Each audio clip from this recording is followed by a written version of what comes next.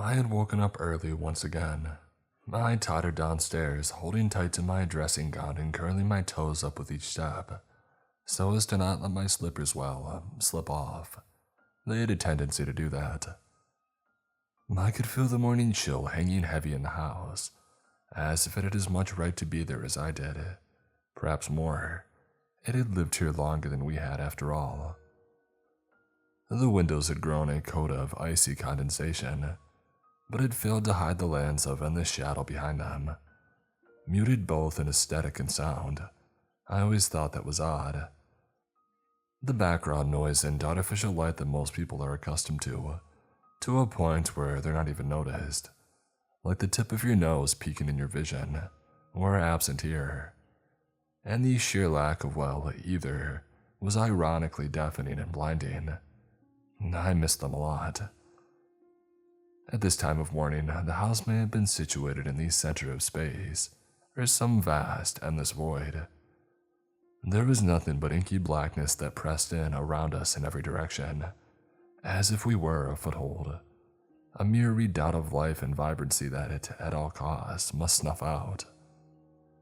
I made my way to the kitchen, muttering a prayer beneath my breath, which was answered when I had switched on the light, and the old room bloomed into vision.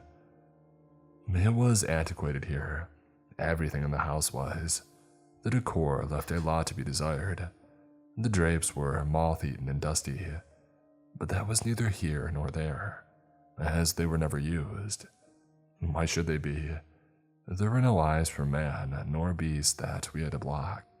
There was a stag's head protruding from the wall, its fur somehow growing matted and in desperate need of grooming.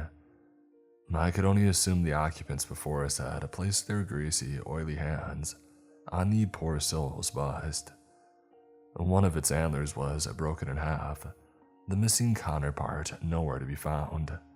The old table that sat in the middle of the room was sturdy, considering its scraped and effaced state, but the sturdiness was mostly due to the fact that some unknown master of DIY had affixed a great wooden block to a broken leg.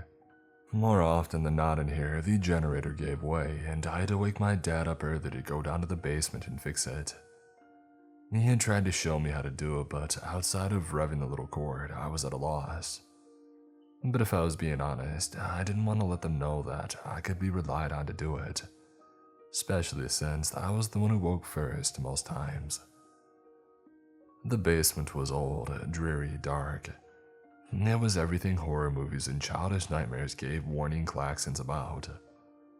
I knew that there was never going to be some assailant waiting down there, crouched and hidden in some corner, nor that there any supernatural entity, whether I believed in them or not, a constant battle of logic versus wild imagination, would be drifting in miserably solitude in the dank sub-room, waiting to harass me as I descended. But still, when your body tenses up, hairs stand on end, and goose pimples proliferate across your body as if each a vector of some diabolic, terror-fueled plague, it was best to pay heed and stay away. We have instincts for a reason after all. And fathers. With the humming bulb above, bravely illuminating the dated room against all odds, I checked the decking held tight around the walls of the old home. It was bathing in the weak glow coming from within, and I could see that it had rained in the night. The wood, dark and moist, was splintered and mossy. It rose only about a feet from the creeping weeds that were the duty of the temporary residents. It was usually my mother's job to wage war on those, but after realizing they would forever grow back within a week, she made it a monthly job. I had escaped being drawn into that one thus far. I filled the kettle with water, which was thankfully as crystal clear as you would want water to be. Water, just like electricity on demand, wasn't something that we could take for granted out here. I placed the old thing on its base, letting the little orange flickering light give me the cue to wait, and I rested my sleepy head on the counter, humming some song that had wormed its way into my subconscious.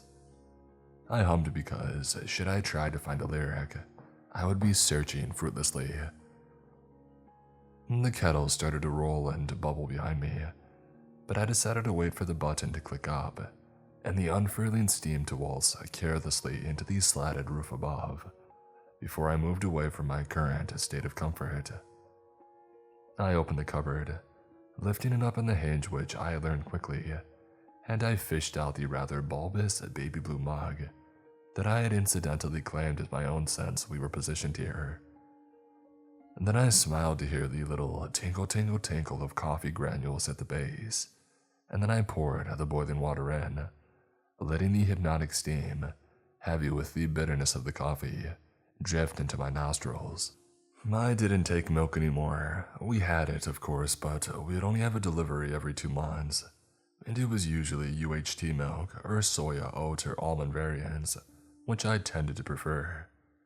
But as a general rule, whoever had finished the last of the carton had to go and procure more from the stock, which was in the basement.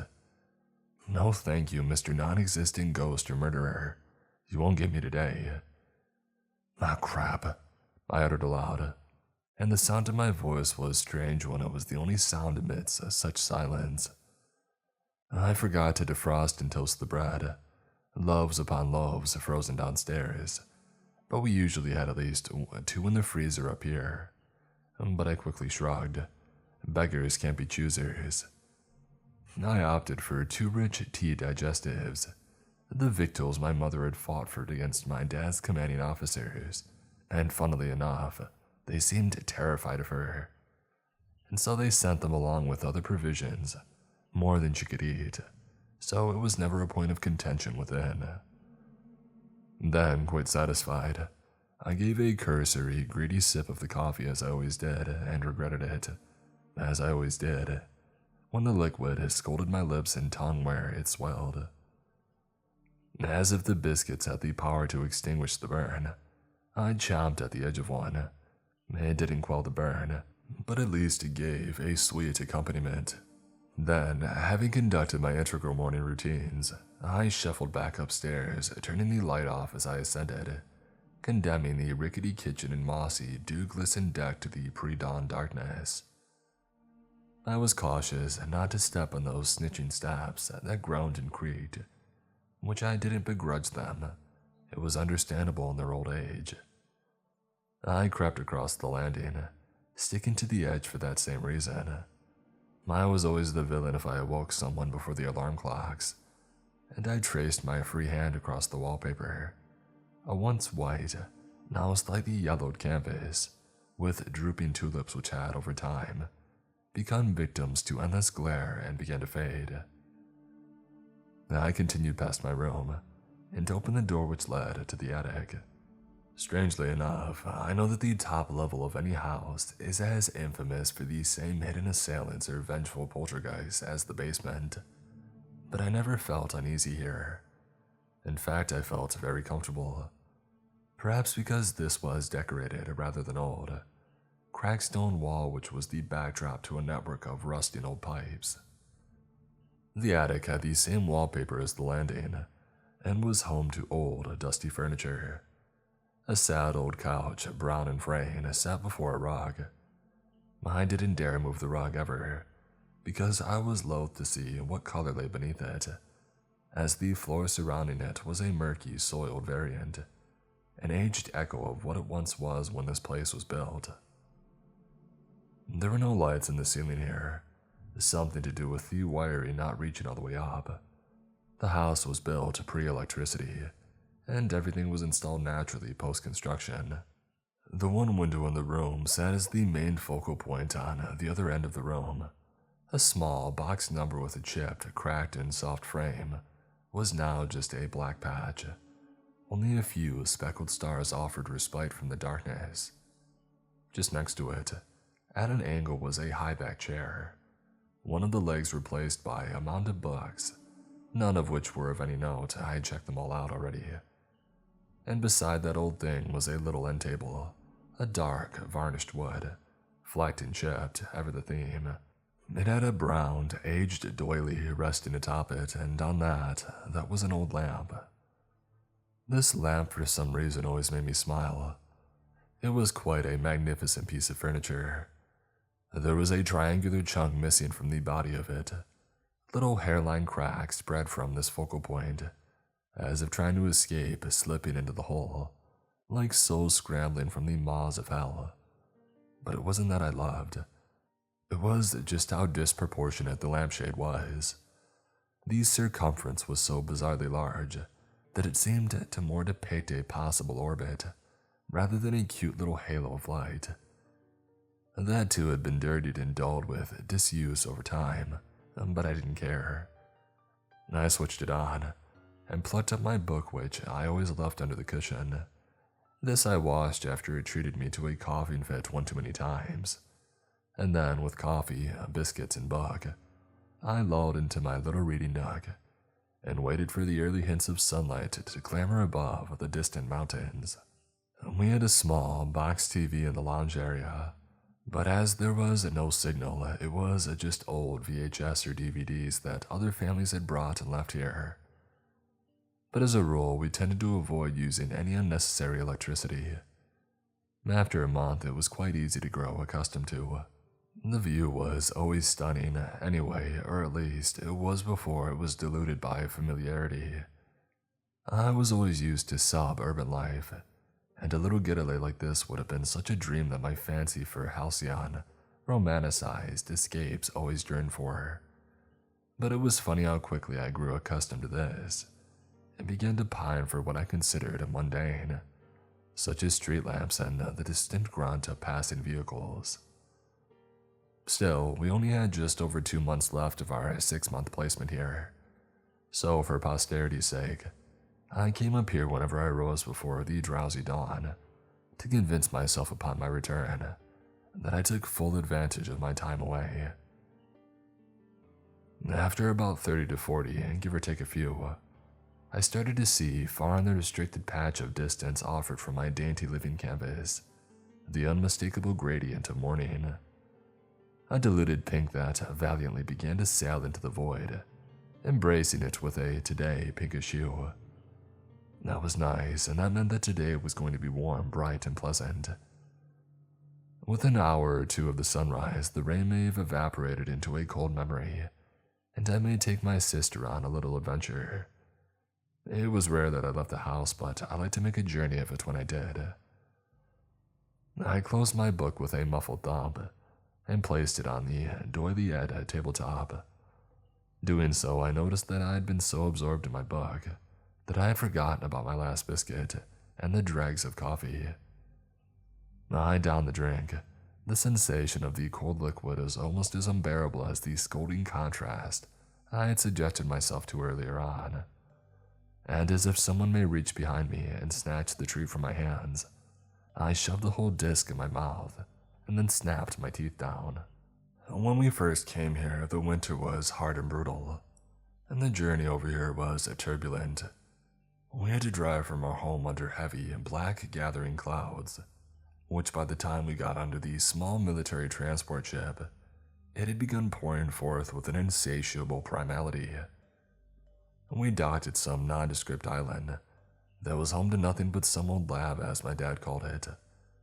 The people there weren't exactly the most scientific in aesthetic or demeanor, but apparently were dealing with experiments which couldn't happen on the mainland. Nothing top secret, my dad assured me when I grew wide-eyed. Just stuff we can't really risk over there. A quick jerk of the head at that, though indicated clashing waves and darkened skies, I knew was the direction of home. We stayed there for the night, the 4 of us in one room, with creaky dorm beds, a brave heater buzzing away to keep us warm against the persistent gushing that clanged like steel drums on the corrugated steel roofing. The next day, we took advantage of the calmer weather, though it was still colder out here with no structures to break the salty, icy wind, and boarded the precarious-looking seaplane. I fell asleep, nursing a flask of coffee as the plane bounced and swayed. The large, noise-canceling headsets, which thankfully diluted the screaming engine and roaring wind, and replaced it with the inane chatter of the pilot, my dad. Then we were brought to the house. The mountains surrounding us were completely snow-capped, The grassland was frosted a solid white, and the island air was glacial. Thankfully, the family who were posted here just before us had left 2 days prior, so the house needed no assistance in settling. When I first found this little attic view, I had watched with an uneasiness through the frosted window, the edges and corners closing in with a frosted figurenet. But as the pale sun yawned awake, and I could see the view, with lingering mist enveloping the hills, and rolling down to drift above the land like a chorus of specters, I decided 6 months here wouldn't be all too bad. The view only got better as our esoteric world warmed though. The snow had melted, allowing us to see an army of trees no longer shivering naked in the winter, and as if offering consolation for the bleakness that greeted us, a stretch of colorful flowers popped and bloomed all around.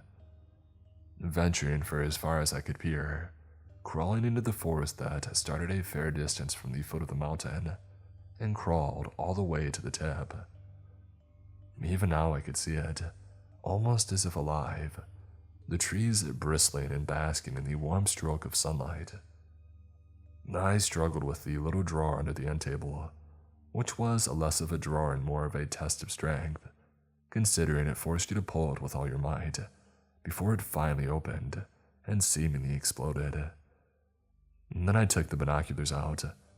I decided to leave the drawer open because closing it, jagged staccato shifts from side to side, was just not worth it until I was putting them back. The island wasn't all so much littered with wildlife. There were a few beasts of burden that had been placed here and allowed to graze freely. The reason for this was, God forbid something awful happened, and either the supply drops that came every 2 months didn't make it for some reason or other. Whoever was on the island could, in extreme circumstances, take themselves out and before long, bring meat enough to feed their family without having to worry about starving. Apparently, this had only ever happened once, and even then the supply drop was rectified within a week. Still, I like to scour the land to see any roaming sheep or flitting bird that had decided to roost here. When the notion took me, I would take my sister to the advancing forest, and together we would search for bugs to bring back, or count how many nests that we could find. And I would always tell her there was a family of bears here, which sufficiently terrified her. I took in the view of the dew-kissed nature and enjoyed the little glistening dazzles of pink where the witness caught the ever-blooming pink, like some great Grand Monarch's treasury. I often felt a little pride in this. Only a small number of people would ever see these sights, and the very vision that I was taking in, I knew that the floral ancestry had only ever been witnessed by our predecessors. Whenever I stroked my hand amongst a tree, or let a scent of some unnamed flower tickle at my nose, it may have been the first human interaction in the entire history of the planet that had ever graced it. It was a bizarre feeling. I carried on scanning the land, feeling more and more like today may be an adventure day, compelled by the tantalizing petrichor that was no doubt suffused in the morning breeze. I would maybe even take a trip to the mountaintop and get some nice landscape pictures to show my friends when I got home, or post up on the socials when signal was no longer a sweet, convenient memory. The trees were getting thicker and thicker in their foliage, but it should be easy to traverse without getting lost. My dad said if we ever go in there, it's easy to lose yourself, because you're suddenly swallowed by a different biome altogether, and that the weather conditions here often just let the trees grow wildly. But if we were to ever get disoriented, to just carry on descending, because sooner or later we would break out of the perimeter, and our temporary home was visible enough once outside. I followed the small brook that was our main source of drinking water outside of the bottles. Our tap water was from this reserve, bath water, etc. It snaked its way up in the mountain, just a meek little thing that froze over in the winter, near enough and it flooded in the rains. It was rushing today, the little white seraph looking like an old, faded scar, and just before the trees conspired to cover it from my view, An intense, haunting uneasiness stole over me. I dropped the binoculars in fright, even though the sudden clatter of them snapped me back to my sense. It felt like the time from drop into collision was eons. I felt the nerves in my body tingle, traipsing down from my scalp to my toes in a fuzzy panic. A figure. A person. For a split second, I was certain that I saw someone out there, naked flesh and hunched over, cupping their hands into the stream. They looked emaciated, near skeletal with pallid, clinging flesh. The brief flash of their hair showed a wild, unkempt and patched mess. The image that was now scorching itself into the forefront of my mind was more ghoul-like than human. My heart was storming a rapid beat, and I ducked to clutch the binoculars back, almost bruising my eyes with how hard I placed them to my face. I zoomed in, world shaking, quaking, trembling, and I scanned up and down the brook once more. It took a few seconds before I could stabilize my breathing enough so that the world wasn't just wild blurs. But nothing. No person, no trace, no evidence. It was impossible. I knew what I saw, but I couldn't have. To get here, anyone would have to. No, it was impossible. But what else could it have been? I was too clued up about normalcy bias to start doubting my own experience. There was no animal that it could have been, but we were so far away. A boat to a classified island, and then a seaplane. I couldn't focus. I scanned as much as I could, just waiting to see a slither, a flash of flesh somewhere out in the distance. But nothing. No one. I instantly retreated from the window and scrambled backward. I didn't know much of my dad's job here, but I knew that it was of utmost importance to national security. If someone was here, if something was here, it couldn't be a positive thing. Shaking, terrified, I crept away from the small window, the sunlight beaming through and giving stage to a flurrying world of dust particles. The intense sensation of distress was mounting, and then beneath me, I heard a chorus of screeching, as the alarms in the house began to drag everyone from their sleep. This was good, because I had to tell my dad what I just saw.